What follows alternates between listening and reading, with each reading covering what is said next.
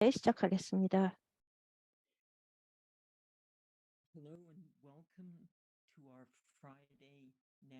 오늘의 전국 금요일 에트닉 미디어 서비스 줌 기자회견에 오신 여러분을 환영합니다. 오늘 이렇게 같이 참석해 주셔서 감사합니다. 저는 EMS 디렉터인 샌디 클로스입니다. 오늘의 브리핑은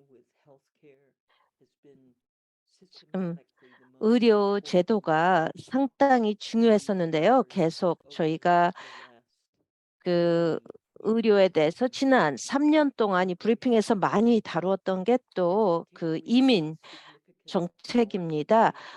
또 어떤 중요한 정책 변화가 나타날지요. 2023년에는 오늘의 브리핑은 복잡한 이민 문제에 초점을 맞추는데요. 우리는 1월 5일 백악관이 발표한 타이틀 42의 확대, 또 아동 도착자 프로그램에 대한 유예 조치의 미래, 다카죠. 그리고 사업 이민 등에 대해서 초점을 맞출 것입니다. 오늘의 연사는 다음과 같습니다.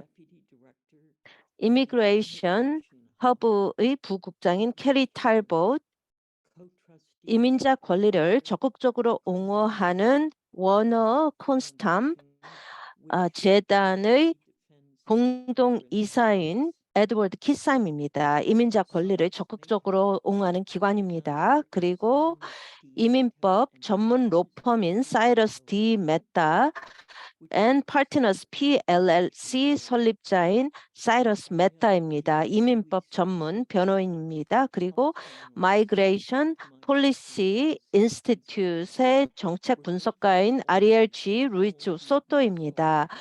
여러분 이렇게 참석해 주셔서 감사합니다. 여러분의 전문성 안내를 또 많이 받았었는데요. 올해를 2023년을 시작하면서 여러분의 견해 또 목소리, 전문성이 우리에게 더욱더 중요해졌습니다.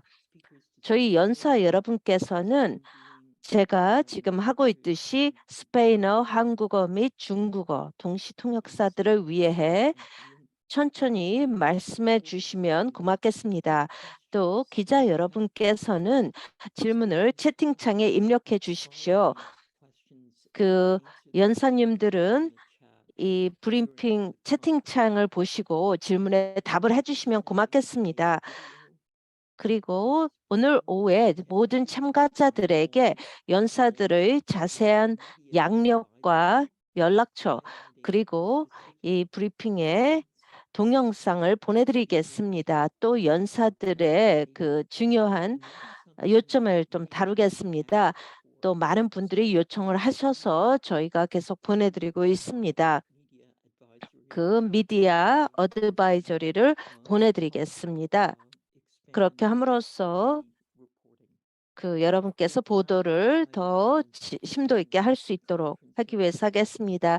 이제 오늘의 브리핑을 진행할 저희 동료인 EMS 건강 편집자이며 부편집자인 수니타 소랍지에게 마이크를 넘기겠습니다. 필라 모레라와 같이 부편집장 EMC 부편집장입니다.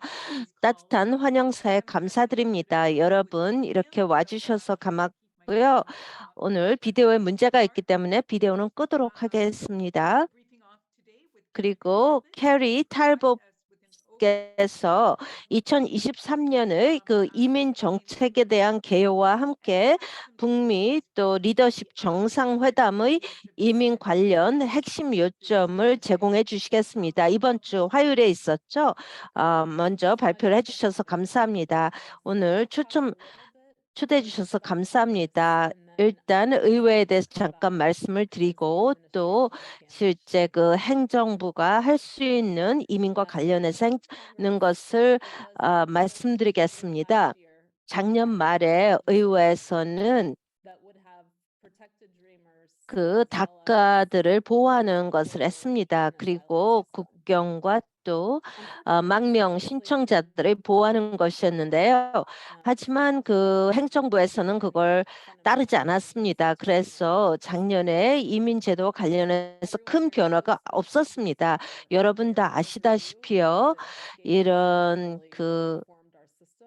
우리 제도를 개혁한 지가 10년이 넘었기 때문에 상당히 어렵습니다. 그리고 저희가 의회에 계속 압력을 가하고 있는데요.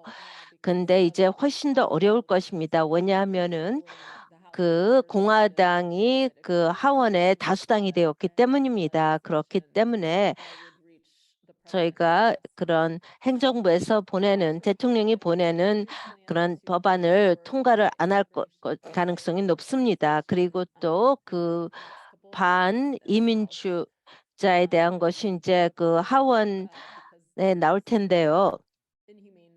그게 상당히 비인도적인 정책입니다. 그 망명자들과 국경에서요. 저희는 그런 것이 이 상원에서는 통과되리라고 보지 않습니다. 상원에서는 자체의 이민 법안을 통과하려고 할 것입니다.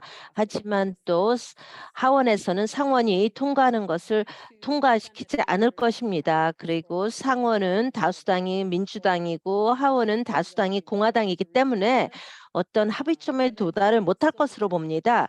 그리고 또 한 가지 항상 우리가 할 수 있는 한 최선을 다해서 그 의회가 합리적인 그런 이민 정책을 펴도록 노력을 할 것입니다.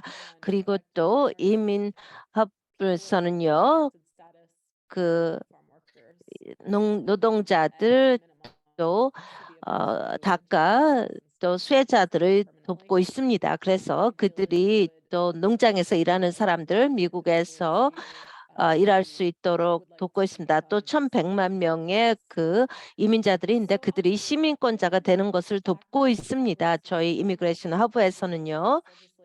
그리고 이제 의회에서 법안이 통과되지 않을 거로 생각이 되는데요. 이미그레이션 허브는 계속 행정부와 같이 일을 할 것입니다. 긍정적인 정책 변화를 위해서 계속 노력할 것입니다. 이민자들을 위해서요. 저희가 행정부에 또 계속 푸시하는 것은요. 그런 임시 망명 신청자들입니다. 예를 들어서 행정부에서 TPS를 소말리아에 대해서 제공을 했는데요. 그게 또 다른 나라도 포함이 될 것을 지금 계속 푸시할 것입니다. TPS는 그 이민 정책이 효과를 본 것이었습니다.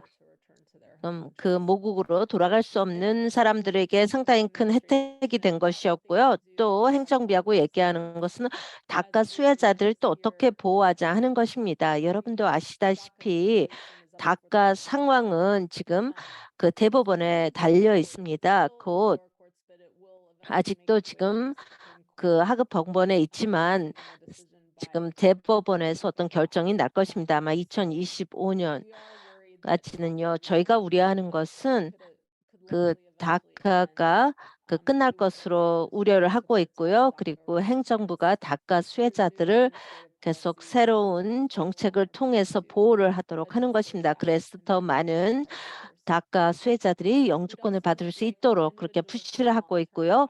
저희는 또 미국의 장기적으로 체류하는 사람들에게 좀 보호를 제공하자 하는 것입니다.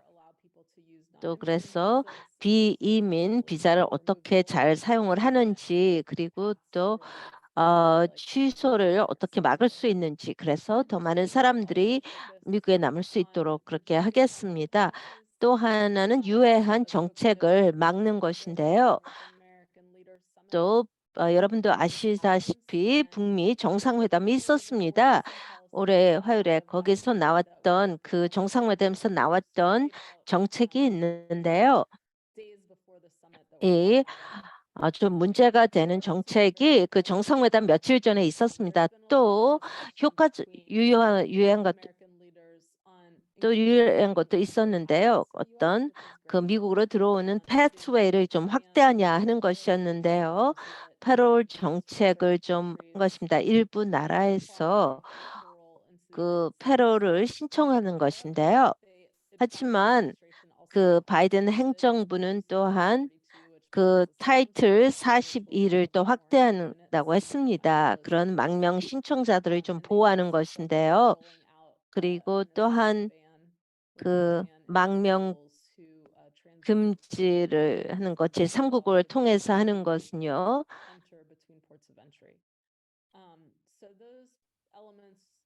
또 여러 요소에 대해서 우리가 지금 반대를 하고 있습니다. 그 제3국을 통한 망명 신청자들을 못 들어오게 한다든지 어떤 특정 항구를 통해서 오는 사람들을 막는 것에 대해서 그래서 법적인 그런 패스웨이를 저희가 확대하려고 하는 것이 저희 목적입니다. 미국으로 법적으로 더 많은 사람들이 올 수 있도록 하는 것이고요.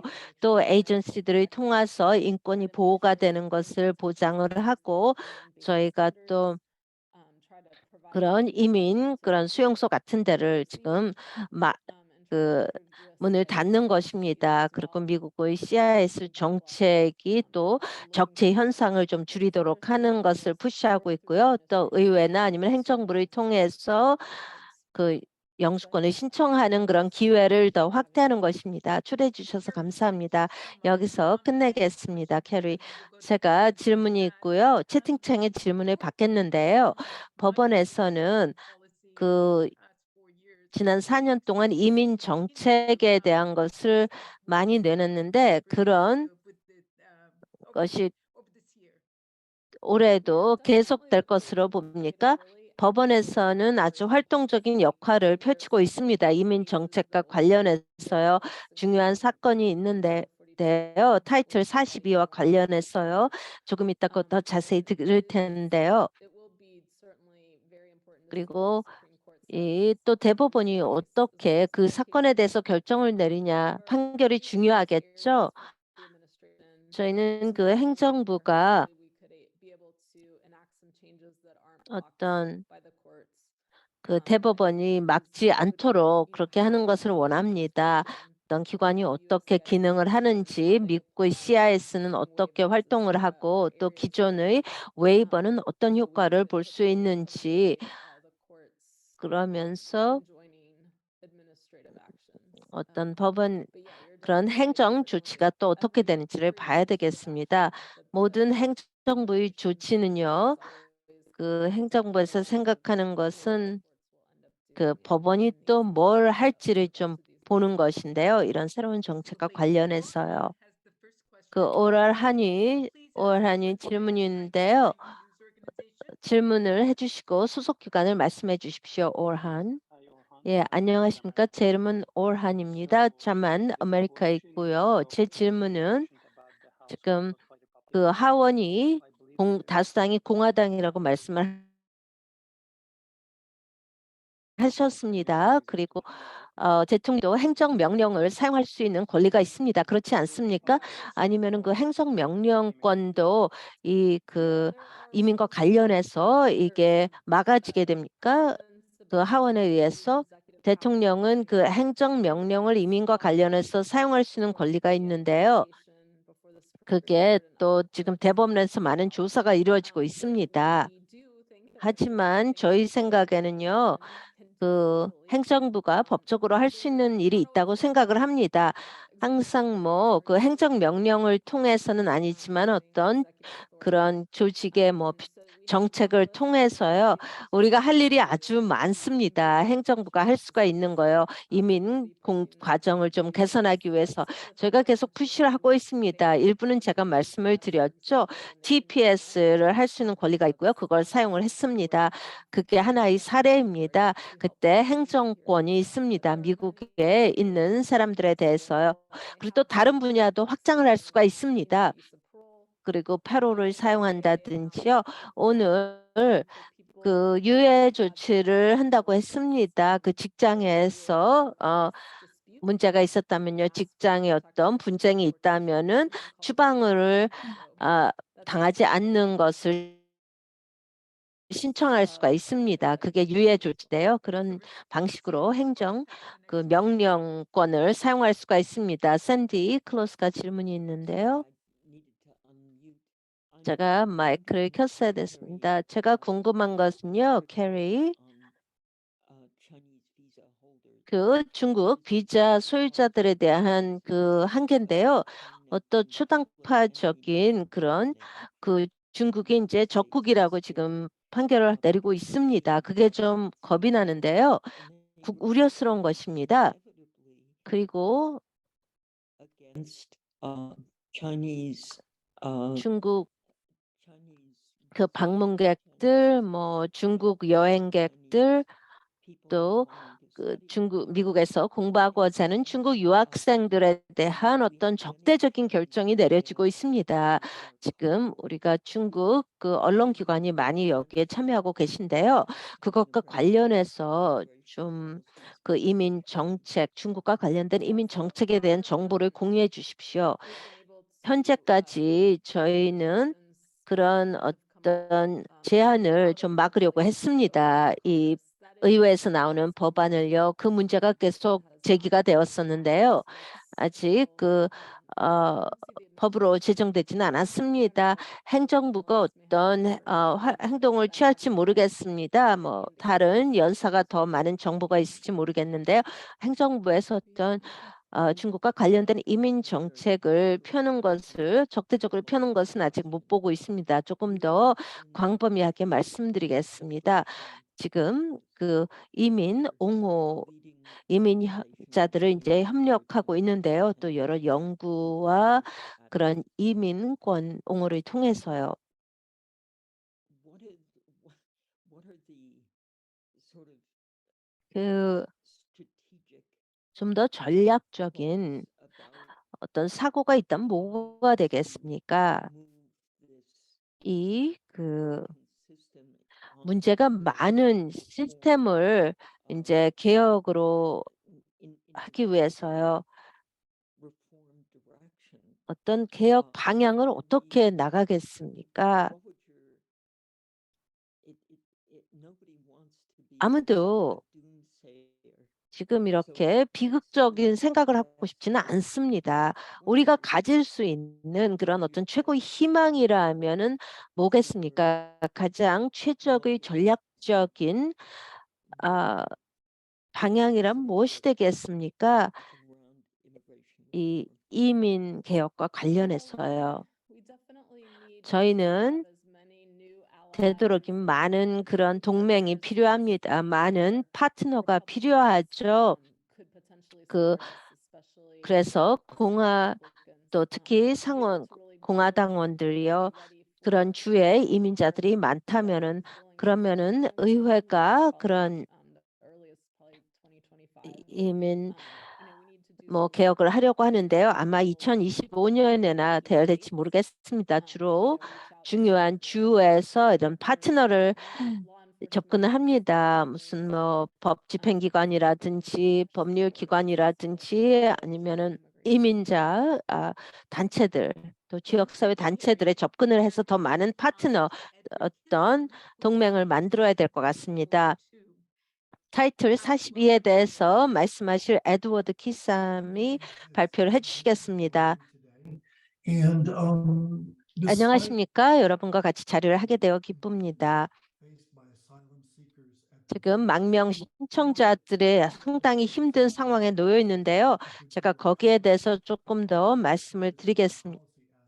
저는 그것도 중요하지만 그 타이틀 42에 대한 정책을 좀 말씀드리도록 하겠습니다. 여러분께서 지금 좀 타이틀 40과 관련해서 부정확한 내용이 많이 있습니다. 트럼프 정권이 그거에 집어넣는데요. 그 하원 의원에서 코로나 바이러스와 관련된 그 보고서가 있는데요. 그것은 좀 더 시의적절한 정보를 담고 있습니다. 특히 마르틴 섹터 박사님께서 준비한 것인데요. CDC에서 났습니다. 글로벌 마이그레이션 코런틴에서 났는데 그분의 증언은요. 이게 저희 팀에서 이런 정책이 주어진 것이 아니라 그 스티븐 밀러가 저희한테 이렇게 하라고 명령을 한 것입니다. 스티븐 밀러는 반이민자 정책입니다. 그 스트런 박사님께서 또 증언하기를요, 이 소위원회에서 증언을 하셨을 때 이 코로나 바이러스에 대한 그런 그 사실은 데이터와 그 정확한 데이터와 관계가 없다고 했습니다. 그 스티븐 밀러가 제공한 것에 대해서는요, 그 국경에서의 그런 정보. 그래서 이 시초는 완전히 무책임한 것이었습니다. 타이틀 40. 또 반이민 주들에서는요, 계속 타이틀 42를 집행을 하고 있습니다. 이 바이든 행정부가 들어와 시작을 했는데도요, 바이든 행정부에서는 그 타이틀 41을 그 종료하려고 하고 있습니다. 종료를 했는데도 그 반이민주에서는 계속 사용을 하고 있습니다. 이것은 그 주에서 얼마나 많은 비용이 드냐 하는 것을 계속 주장하고 있습니다. 이민자들을 뭐 보았는데, 하지만 거기에서는 공중보건에 대한 어떤 많은 비용이 더 들지 않습니다. 그거는 뭐 그런 소송을 제기하는 사람들은 근거에 없는 것을 주장하고 있습니다. 그냥 일반적인 그런 불만입니다. 이민자들을 도울 자원이 없다고 주장을 합니다. 그리고 타이틀 42가 어떤 방해물이 되는 것입니다. 실제 전반적인 공중보건에 있어서요. 이 팬데믹 코로나19와 관련해서 또 공중보건 전문가들이 동의하기에는요, 여기서 중요한 그 요소는 이 미국을 팬데믹으로부터 보호하기 위해서는 그 백신 접종률을 높여야 되는 것입니다. 그 전략은 또 반이민자들은요, 그걸 계속 과소평가를 하고 있습니다. 백신 접종의 그 중요성에 대해서. 또 대법원의 결정은요, 그 이 사건과 관련해서 이 행정부는 상당히 흥미로운데요. 그 코스티지 대법원장은 상당히 이런 안목을 제공했습니다. 그가 관찰하는 것은 이 타이틀 42를 계속 사용하는 것입니다. 이 국경 관리를 위해서. 그리고 그게 하나의 공중보건 위기의 문제를 국경 관리를 해결한다고 하는데요. 그건 말이 안 됩니다. 그리고 또 그가 주장하기를 또 우리가 이런 신청에 대한 판결을 또 검토를 해야 됩니다. 그래서 그런 역사를 배경할 때 지금 현재의 상황은 어떻습니까? 바이든 행정부, 또 마요코스 DHS 장관 보면요. 그 CBP1의 그 가용성은요, 이런 그 망명 신청자들의 그 어포인먼트를 그 국경에서 하는 것인데요. 그것은 좋다고 할 수 있지만 그게 유용하냐 아니냐는 얼마나 많은 인터뷰가 거기서 일정을 잡을 수 있냐 하는 것입니다. 그리고 그런 인터뷰가 어떤 식으로 진행이 되는지, 또 거기서 여러 가지를 또 고려를 대상을 포함을 하냐 하는 것입니다. 망명 신청자들의 요청을 어느 정도 수용할 수 있느냐 하는 것이고요. 또 다른 그 당면 과제는요, 지금 이 행정부가 국경에서 제안하는 것은 또 34억 불을 또 들어가는 것입니다. 이거를 그 전략을 펼치기 위해서는요. 그게 이제 의회 또 칩 로이가 주장한 것이 있는데요. 이 국경을 보완하기 위해서 이런 텍사스인들을 위한 것과 그렇지 않은 것들이 있습니다. 칩 로이 견해는요. 또 28명의 다른 공화당 그런 주 상원의원들과 볼 때 그들이 뭘 해야 되는지를 얘기를 하는데요. 그래서 바이든 행정부가 한 것은 그런 적절한 기금을 그런 이민자들을 지원하는 기관에 제공하는 것입니다. 하지만 그 보수적인 공화당원들은 그것을 절대적으로 반대하고 있습니다. 또 그 바이든 계획을 얘기를 한다면요. 이 패롤 프로그램의 조항을 보면은 그렇게 그 많지 않은 망명 신청자들이 그것으로부터 어떤 패롤 프로그램으로부터 혜택을 받는 것입니다. 그리고 그들은 또 미국의 스폰서들이 많이 없습니다. 어떤 재정적인 그런 지원을 하기 위해서 그 한 달에 3만 불의 오퍼는 그렇게 많은 게 아닙니다. 또 다른 것은요. 그들이 그런 요청을 다 수용을 할 수가 없습니다.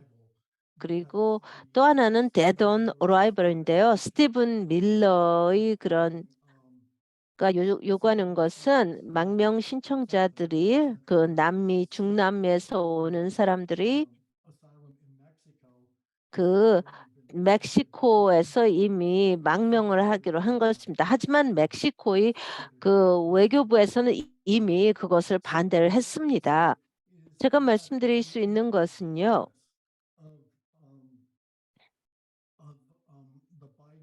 이 바이든의 이 새로운 계획은 좀 불확실성이 너무나 많습니다. 그리고 그 의회의 공화당원들이 너무나 많기 때문에 얼마나 효과를 볼지에 대해서는 저는 상당히 비관적입니다. 감사합니다, 에드.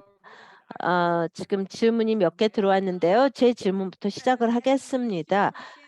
저는 샌디 질문을 받아서 대신하겠는데요.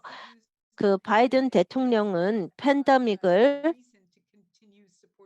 사용해서 계속 타이틀 41을 지원하고자 합니다. 하지만 팬데믹이 끝났다고 선언을 했는데요. 거기에 대한 어쩜 좀 아이러니가 있지 않습니까? 그 팬데믹이 끝났냐 안 끝났냐는요. 어떻게 정의를 내리냐에 달린 것입니다. 작년 겨울이 그런 가장 최악의 팬데믹은 끝났겠지만요. 또 코로나19는 계속되고 있습니다. 그래서 어떤 면에서는요. 그 병원 입원율이 떨어진 것은 사실입니다. 그리고 또 동시에 새로운 변종 또 다른 지금 코로나19의 위협은 계속되고 있습니다. 그런 위협을 대응하기 위한 것은 또 백신 접종인데요. 하지만 저희는 그 백신 접종률이 계속 떨어지고 있습니다. 또 새로운 변종 백신인 즉 접종한 사람은 한 미국인의 15%만 접종을 받았습니다. 그래서 이게 보호를 받은 게 아닙니다. 새로운 변종에 대해서요. 지금 또 농장 노동자들을 말씀을 하셨는데요. 타이틀 42가 농업 근로자들에 대해서 뭘 했습니까?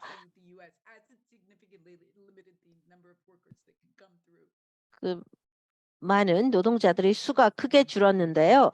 타이틀 42는 농장 근로자들에게는 큰 영향을 미치지 않았습니다. H2A 프로그램이 농장 근로자들이 H2A 근로자들이 미국으로 오도록 했기 때문입니다. H2A 근로자들은 어떤 증언을 그들이 다 백신 접종을 받았다고 하면은 들어오는 것입니다. 그래서 H2A 근로자들이 들여보내는 것은 약간 좀 그렇게 까다롭지는 않았습니다. 근데 농업 관계자들은 또 공화당원들 또 코로나19 바이러스를 볼 때요. 공화당원들이 많은 그런 지역의 농장 근로자들이 농장이 훨씬 힘들었습니다. 그렇기 때문에 이 H2A로 많이 들어왔는데요. 그리고 새로운 그런 바이밸런 백신 접종자는 주의 평균보다 반이 안 됩니다. 그 코로나19 접종을 반대하는 것이 더 심각하다고 하겠습니다. 타이틀 42보다는요, 농장 근로자들은 H2A로 들어왔습니다. 또 하나는 또 민주당 그 개빈 뉴섬도 그 타이틀 41을 지원하는 것인데요. 어떤 여론이 지금 바뀌고 있습니까? 이 타이틀 42에 대해서 조금 더 엄격한 정책을 펴자고 하는 것입니까? 저희 동료가 또 그들의 그 의견을 피력할 텐데요. 저는 이 여론의 큰 변화는 없다고 봅니다.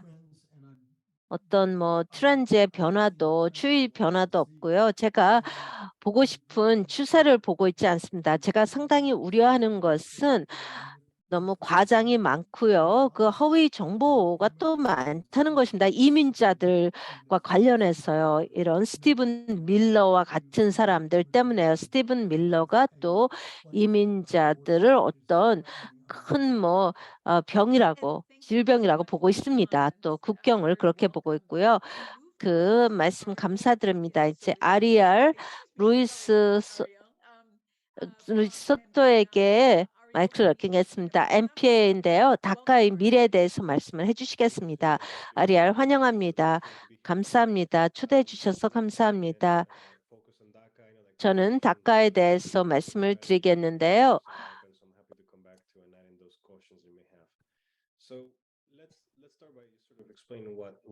지금 다카가 뭔지를 잠깐 설명드리겠습니다.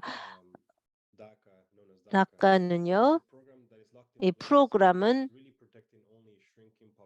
그 점점 줄어드는 인구층을 보호하는 것입니다. 2027년 9월까지요.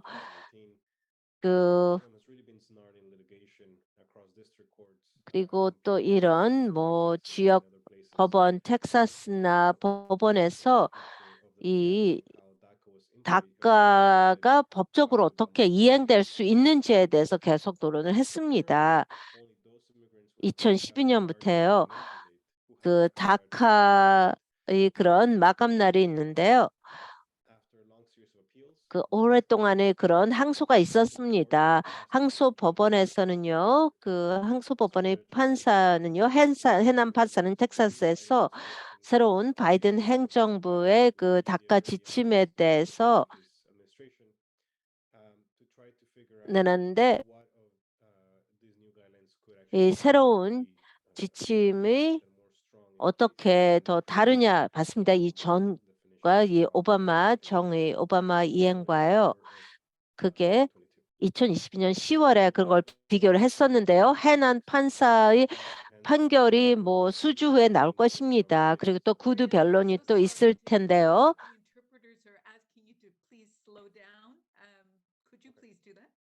조금 천천히 말씀해 주시면 고맙겠습니다. 말씀드렸듯이요.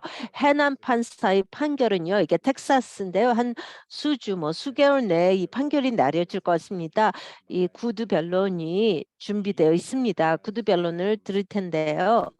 판결이 이 전에 원고 측에 전달한 걸 보면요. 좀 빨리 이 사건을 진행하고 싶다고 했습니다. 그리고 이 사건을 지금 올해 그 해결 합의를 보자고 했습니다. 여기에 대한 시나리오가 좀 있는데요. 근데 우선 그 다카 범주를 좀 말씀드리겠습니다. 누군가 다카를 혜택을 받기 위해서는 미국에 2012년 전에 왔어야 됩니다. 그리고 16세 미만이었어야 됩니다. 미국에 들어올 당시에요. 그리고 2012년 전에 또 31세 미만이었습니다. 그리고 고등학교 고졸자가 있고요. 또 군대에서 명예 제대를 했고요. 그리고 어떤 전과 기록이 있어서는 안 됩니다. 그 경범죄 중죄에 대해서요. 그리고 2012년 전에 왔었고요. 그래서 여러 혜택을 제공했는데요. 이 혜택에 포함되는 것은요. 새로운 그런 취업의 기회가 주어졌고요. 또 은행에서의 대출을 신청할 수가 있고요. 과거에는 일부 주에서는 신청할 수 없었습니다. 집을 구입할 수가 있고 자동차를 구입할 수가 있고요.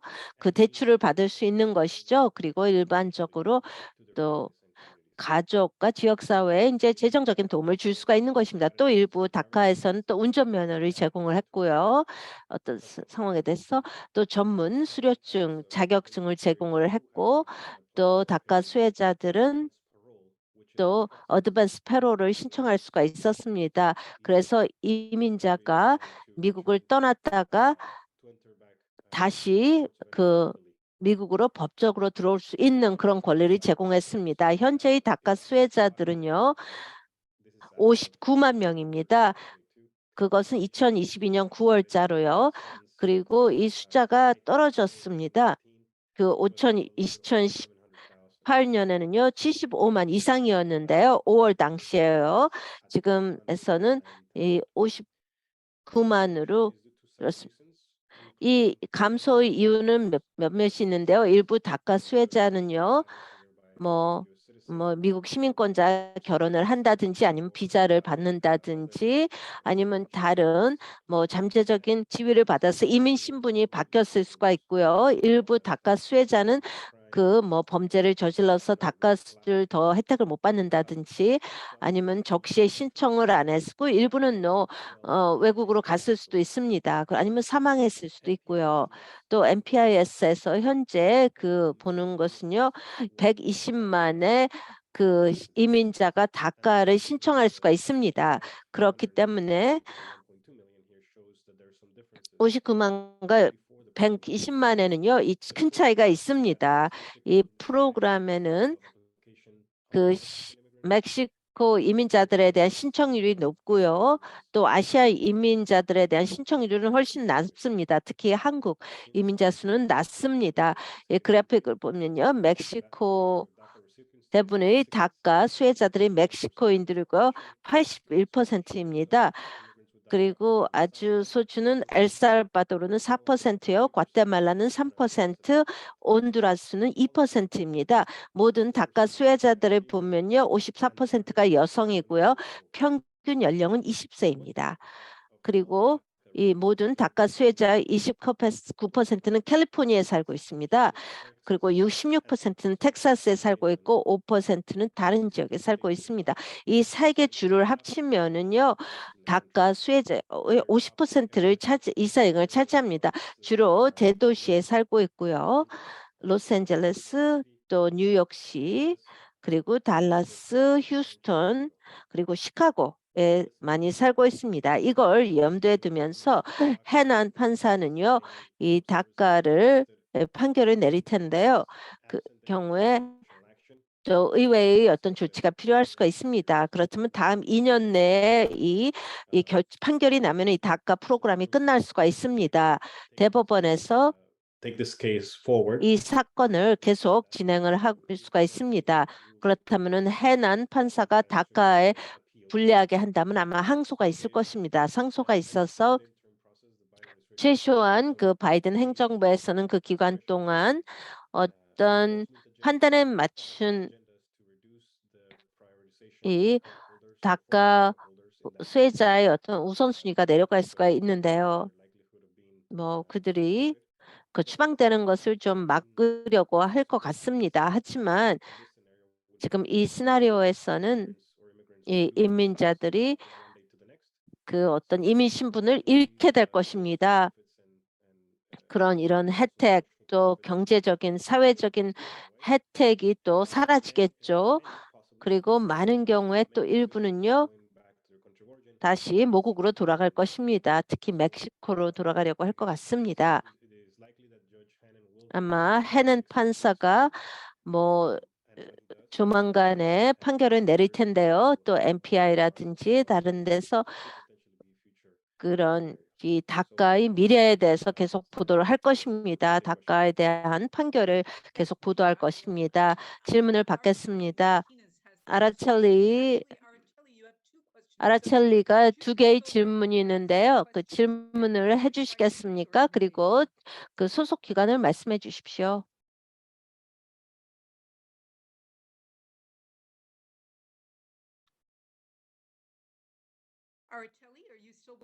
아라첼리 지금 여기 계속 계십니까?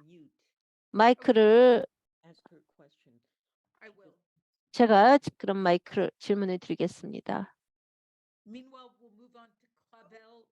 Rangel, 클라벨, there's Araceli.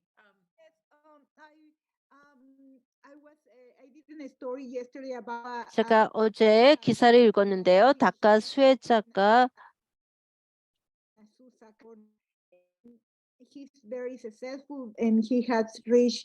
그 이민 신분을 바꿨다고 했는데 성공적으로 바꿀 수 있다고 했습니다.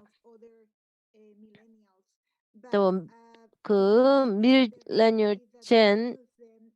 밀레니얼들은요,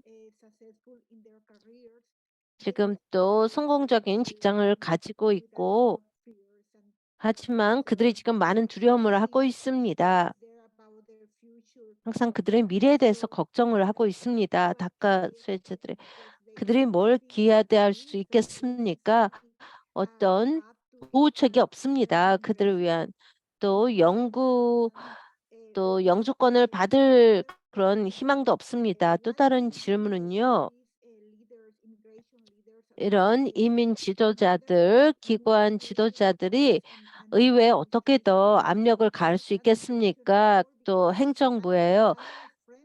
제가 친구가 있는데요.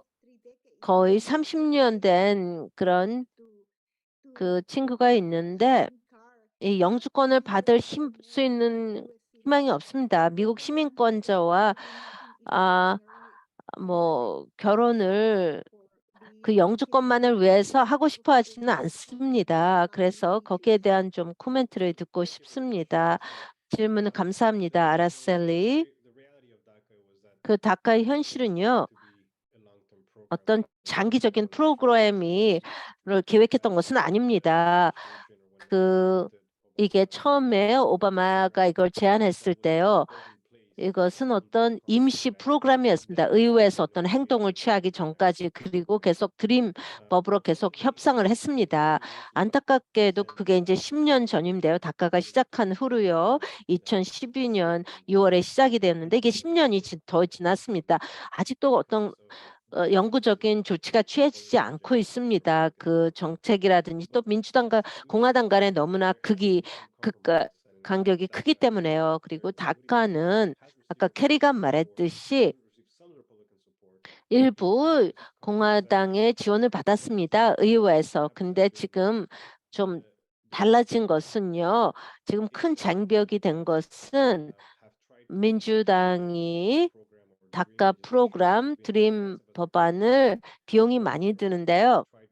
그걸 시도했을 때 좀 정의를 확대하려고 하는데 공화당은 그 정의를 상당히 좁히려고 하고 있다는 것입니다.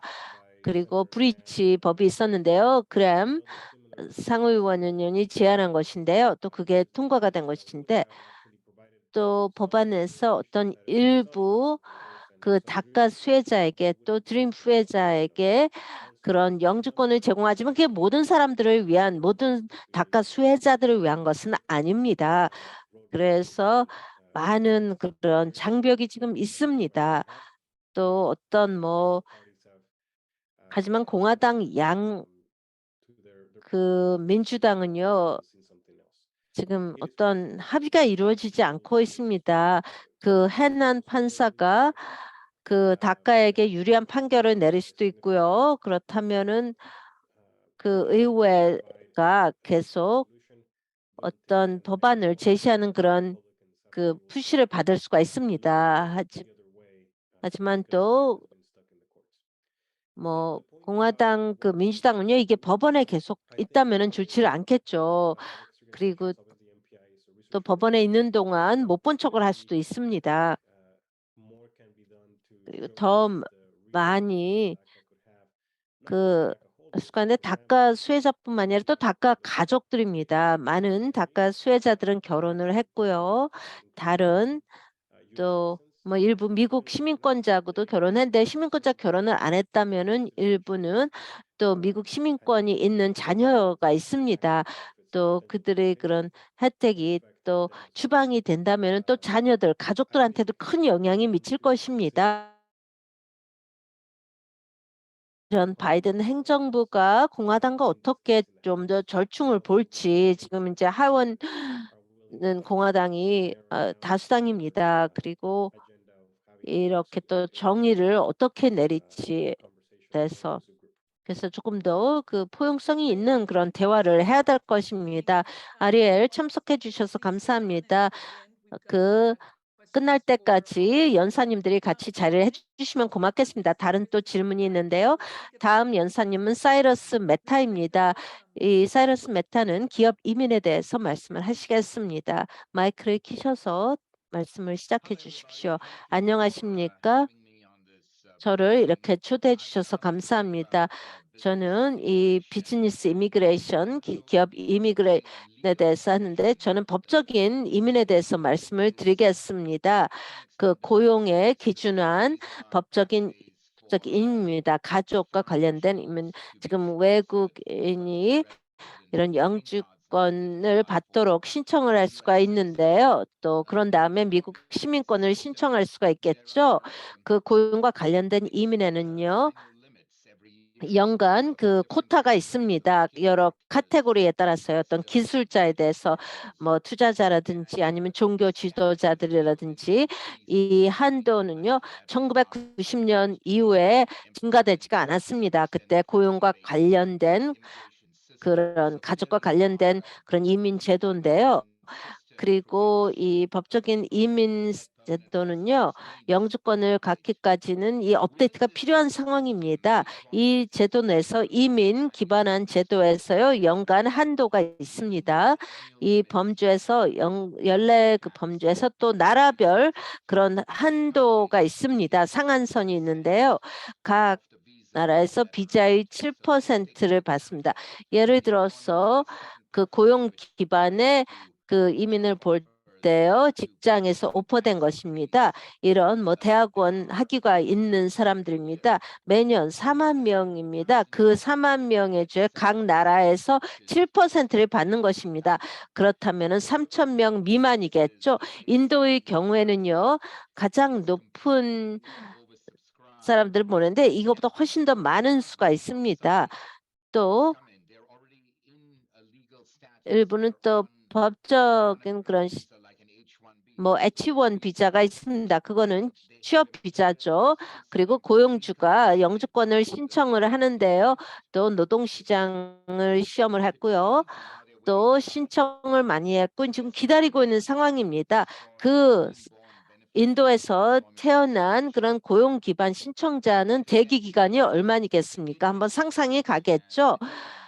근데 대상 90년이 걸린답니다. 그런 그 기술자가 인도에서 태어난 기술자가 취업 기반의 그런 고용 기반의 이민의 영주권을 받기까지는 90년이 걸린다는 겁니다. 그리고 또 H1 비자로서 미국에서 법적으로 주거를 할 수가 있는데요. 어떤 특정한 고용주에 일해야 됩니다. 그래서 특정한 고용주가 이걸 계속 연장 신청을 해야만 됩니다.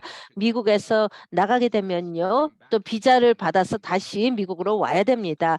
지금 미국 영사관, 대사관이 또 적체 현상이 상당히 쉽습니다. 코로나19 팬데믹 시작 이후로요. 그래서 이런 취업 기반의 고용 기반의 그런 그 이민자들에서 인도에서 태어난 사람들이 가장 큰 영향을 받고요. 또 중국에서 태어난 사람입니다. 중국에서 사람들이 이렇게 인도에서 태어난 사람처럼 그렇게 오래 기다리지는 않습니다. 또 어떤 영향이 그들에게 미치는지 알겠습니다. 고용주는요, 그 H1 비자를 어떤 특정한 일과 그 연계가 돼서 승진이 어렵고요. 승진 기회가 힘들고 다른 기업으로 이직을 하기가 어렵습니다. 그리고 또 동료들은요. 뭐 이란이라든지 아이슬란드라든지 다른 나라에서 태어난 인도나 중국에서 태어나지 않은 그런 그 직원들은 영주권을 2, 3년 기다리면 받을 수가 있습니다. 그리고 미국 시민권자가 됩니다. 그런 동료들은요, 저희 많은 고객들은요, 인도에서 태어난 사람들은요, 영주권을 2012년, 2013년에 신청을 했는데 아직도 기다리고 있습니다. 그리고 점점 더 대기 기간이 길어지고 있습니다. 그래서 이거는 여기에 많은 사람들이 신경을 쓰지 않는 부분인데요. 하지만 또 그 기술자들이 많은 이런 권리를 좀 얻기 위해서 노력을 하고 있습니다. 근데 의회에서 뭘 하고 있습니까? 의회에서는 지난 10년 동안 제안을 했는데 실제로 이 지금 하원 상원에서 통과를 했지만 최종적인 법안이 되지 않았습니다. 그런 이 나라별의 그 상한선 폐지를 얘기를 했습니다. 나라별 그 상한선 폐지를 하게 되면은 이런 그 불공평하게 대기 기간이 안 되겠죠. 인도에서 태어난 기술자와 그렇지 않은 사람들과요. 하지만 그 상한선을 폐지할 경우에는요. 지금 여러 나라에서 기다리고 있는 사람들이 더 오래 기다려야 됩니다. 하지만 그럼 모든 사람들이 동일하게 대기 기간이 길어지는 것입니다. 그걸 의회에서는 법에서는 기본적으로 어떤 동등성을 얘기하고 있는데요. 그리고 동등성 있는 그런 법적인 이민 제도라고 얘기를 합니다. 그 법적인 취업을 위해서 동등한 그런 영주권을 신청할 수 있는 기회를 주는 것입니다. 이것이 그런 그 하원과 상원에 제출이 되었는데요. 어떤 여기에 대한 지원이 없어서 이게 통과가 안 되었습니다. 이 상한선 폐지 그 법안과 관련해서 또 하원에서 통과가 되고 상원에서 통과가 되었는데 2020년에 법으로 되지가 않았습니다. 왜냐하면 그 절충의 절차가 끝나지 않았기 때문에요. 그래서 인도에서 태어난 사람들은요, 이거에 대해서 가장 큰 불영향을 받습니다. 하지만 모든 카테고리에 있습니다. 또 가족 기반의 이민에서도요. 지금 아이 130은요. 멕시코에서 태어났다면요. 미국 시민권자가 부모가 그렇다면은 20년, 30년이 걸립니다. 또 영주권을 받기까지요. 그렇게 오래 기다려야 하는 그런 이유도 없습니다. 그 시스템을 업데이트를 해야만 하는데요. 그래서 더 많은 비자를 제공을 해야만 합니다. 하지만 지금 그런 양극화가 일어나고 있고요. 계속 더 강화되고 있습니다. 상원과 하원에서. 그래서 더 많은 비자를 제공하기가 어려워졌습니다. 뭐 다른 방식으로 비자를 제공하는데요. 뭐 그 가족 구성원을 뭐 줄이고자 하는 것입니다. 그래서 각자 여러분이 미혼입니다. 그리고 뭐 가족 수가 3명입니다. 근데 그걸 다 하나로 치는 것입니다. 그렇다면은요, 적체 현상을 좀 줄일 수 있겠습니다. 의회에서 이 가족 구성원을 다 한 명으로 치지 않고 하나로 치는 것입니다. 그렇다면 한 가족으로 구성한다면요, 적체 현상을 줄일 수가 있습니다. 그리고 또 스템 졸업자라든지 아니면 박사학위 소지자라든지 여러 해결책은 있습니다. 하지만 안타깝게도 의회에서는요, 이런 토론을 지금 하고 있지 않습니다. 지금 이민 개혁에서요. 왜냐하면 여기에 문제가 있는데요. 각자 다 그들의 아젠다만을 주장하는 것입니다. 뭐 기술자라든지 다카 수혜자라든지요. 근데 전체 시스템이 포괄적으로 개혁이 돼야만 됩니다. 그렇게 하기 위해서는 모든 사람들이 다 참여를 해야 됩니다. 상하원에서. 그리고 포괄적인 이민 개혁 활동에 참여를 해야만 됩니다. 그게 아주 오랫동안 이루어지지 않고 있습니다. 그렇지만은 또 많은 제한은 있습니다. 어떤 행정적인 조치인데요. 예를 들어서 그 아이 130 수혜자가 그 취업을 할 수 있는지요. 취업 기회가 주어질 수가 있습니다. 하지만 다카처럼요. 이와 유사한 개혁을 한다면요. 그들이 또 도전을 받을 수가 있습니다. 뭐 소송이 제기가 될 수가 있습니다. 이런 소송은 텍사스 같은 데서 나오지 않지만은 뭐 미국 그 노동자 단체 노조에서 나올 수가 있습니다. 그런 기술 있는 기술자 외국 노동자들이 반대하는 사람들이죠. 그리고 그 노동 근로자들, 농장 근로자들은 미국인들이 하고 있는 일을 뺏지 않습니다. 그리고 이런 적체 현상이 계속 일어나고 있는데요. 미국인들이 하지 않는 일들을 이런 노동자들이 하고 있습니다. 그리고 또 그런 고용주들이요, 계속 미국 근로자들을 모집하려고 합니다. 하지만 모집을 못하는 경우에요, 미국 근로자들을 모집을 못하면은 그때 그 레이버 서티피케이션이 신청이 되고 승인을 받습니다. 그럴 때는 이민 비자가 승인을 받습니다. 하지만 그런 일이 다 있더라도 또 줄이 깁니다. 줄이 엄청나게 깁니다. 그렇기 때문에 사람들이 아주 절박한데요. 이게 또 가족 구성원들도 힘듭니다. 자녀고요, 21세가 됐습니다. 그리고 또 부모는 이제 21세가 전후가 돼서 그 부모에게 영주권을 줄 수가 없습니다. 이게 여기서 또 자체적으로 또 시스템에서 다른 걸 찾아야 됩니다. 상당히 절박한 심각한 상황입니다. 지금 미국에 법적으로 왔더라도요, 모든 법을 준수하고 있더라도 이게 힘듭니다. 저희 발표를 지금 이렇게 끝내겠습니다. 너무나 지저분합니다. 지금 이민 정책 제도가 완전히 부서진 상황입니다. 지금 짧은 질문을 몇 가지 드리겠는데요. IT 기업에서 이 비즈니스 비자를 좀 개혁하기 위해서 막 푸시를 했었는데 그건 어떻게 됐습니다. 왜 기업에서 더 많은 일을 하고 있지 않습니다. 저희가 그런 기술자들을 다른 나라에 뺏기고 있습니까? 아일랜드 같은 경우에는요, 기술자들을 계속 환영하는데요. 그런 다른 나라에서는 다 환영을 합니다. 그렇기 때문에 저희는 많이 놓치고 있습니다. 다른 나라는 이민제도가 개선이 되어 있습니다. 또 의회에 있는 사람들이 이해를 해야 됩니다. 미국만이 지금 이런 기술자들의 끌어오기 위한 경쟁을 한 나라가 아닙니다. 캐나다도 열심히 기술자를 모집하기 위해서 노력하고 있고요. 미국만 탤런트를 모집하는 것이 아닙니다. 미국도 대학원에서 졸업을 하고요. 그들이 배운 기술을요, 미국에서 배운 기술을 다른 나라에 수출을 한다는 게 말이 안 됩니다.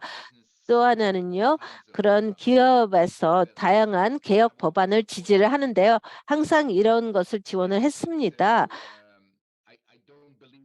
그런데 제 생각에는 이런 기업은 이 이민 개혁에 대해서 반대한다고 생각지 않습니다. 그들이 개혁을 원치 않는 것은 그들이 H-1B 때문에 또 직원들이 일을 못하는 것을 원치 않습니다. 그 아마존이라든지요, 조그마한 스타트업 기업들도 들이 원하는 것이 비고용인주가 만족한 것을 원합니다. 그리고 또 고용주가들이 그렇게 그런 H-1B 기술자들을 또 괴롭히고 싶지 하지 않습니다. 그리고 하지만 또 그들에게 혜택을 제공하고자 합니다. 카델 랭걸이 아까 질문한 것인데요. 클리벨 질문을 하시겠습니다. 모든 연사님들에게 클리벨. 예, 그렇게 하겠습니다. 안녕하십니까? 질문하십시오.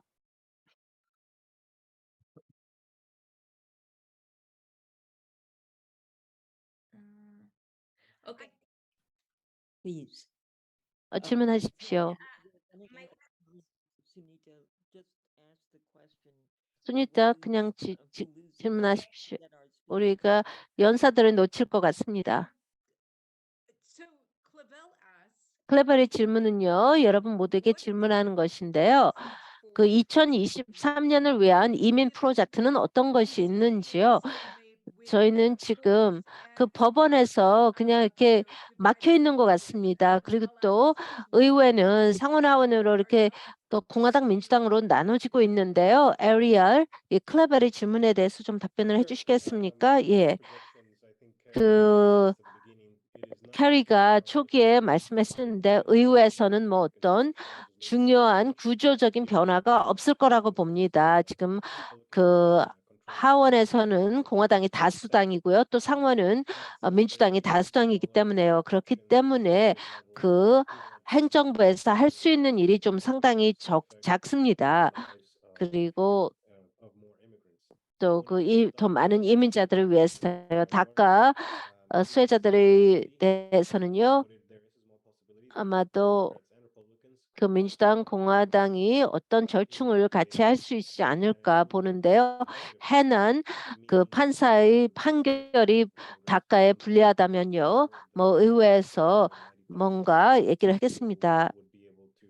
그 59만 명의 그 다카 수혜자들이 2년 내에 그 혜택을 잃겠습니다. 어떤 그 2023년에 약간 낙관적인 견해를 가지고 있습니까? 저는 어떤 행정 변경에 대해서 낙관적인데요. 의회에 대해서는 낙관적이지 않습니다. 그 바이든 행정부가 중요한 일을 할 수 있으라고 생각하는데요. 다카 수혜자들인지 다른 사람들이 어떤 들에게 새로운 방법으로 비이민 비자를 받고 또 이 이민 신분을 조금 변경할 수 있도록 하는 것입니다. 또 장기 그 여기에 사는 사람들요, TPS라든지 다른 것을 저희가 제안하고 있습니다. 그리고 행정부에서 계속 되도록이면 많은 사람들을 도우려고 그 노력할 것을 기대하고 있습니다. 미스터 메타. 저는 그렇게 낙관적이 아닙니다. 2023년에요. 지금 그 유일한 그런 희망이라면요. 의회가 다카에 대해서 뭔가 해야 될 것이라고 생각을 하는데요. 여기서 지금